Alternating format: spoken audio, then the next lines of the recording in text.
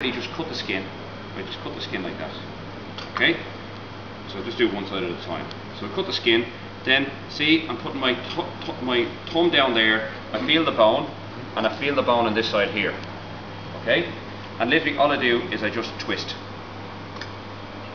till the bone comes out. Okay? So that bone is now out of the socket, right? And, it's no great shakes. Okay? The bone is out of the socket. I'm going to guide my knife along here, and using the tip of my knife I'm going to get in around this oyster bit, sort of down and sort of around it like that. Okay? And then at this stage I can either cut down or I can literally just pull it off. It just comes off like that. Okay? But it's important to get the oyster bit as well. It's important, yeah. If you don't get the oyster bit, you're losing. See that part there? You're going to lose that corner. Right? And that's a lovely little tasty morsel. Okay? And again, you don't want to be leaving bits of meat on your carcass as such. Right? So that's one. So I'm going to do that one more time. So basically, I'm just going to cut the skin. Yeah? Just cut the skin. Now, when I say it's the skin I'm cutting, I'm not cutting any meat. Literally just cutting the skin like that. Alright? I'm getting my thumb in there, right? And my hand on the other side. I'm just going to pop it out. Alright, there was a bit of a pop there. Alright? That's grand. No great shakes. Okay? So, remember, I'm going to just, with that, the tip of your knife, in around the oyster bit like that. Okay, and you can just pull it off, you can cut it off, whatever one you want. Right, like that. All right, is that clear? Yes, Chef. Right. So we have our breasts, two breasts here, just on the meat. You're probably familiar with seeing a turkey like that, known as a crown of turkey, right? Now, that's our backbone, that's our leg. So halfway between the backbone and the leg, right, we cut just down parallel with the backbone here, okay? We just sort of cut down there, okay? And if you're in the right place, you will notice that you've actually come to where the natural joint is here. Ever see that natural joint? And that's the natural joint. That's the natural joint of the winglet. Okay? So just cut through that natural joint like that, and then just sort of cut down. Okay? And you have sort of a little mini breast there. Okay, with the winglet on, and you do the same on the other side. Okay, just cut down. Okay, same thing here. It should be in the natural joint. So you have two mini breasts. All right. Now where's my chopping? Give us that chopping knife for a second. Right.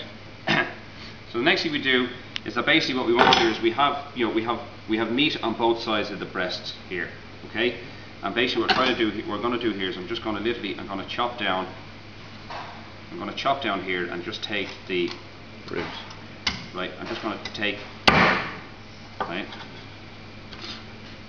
apart for a second, right?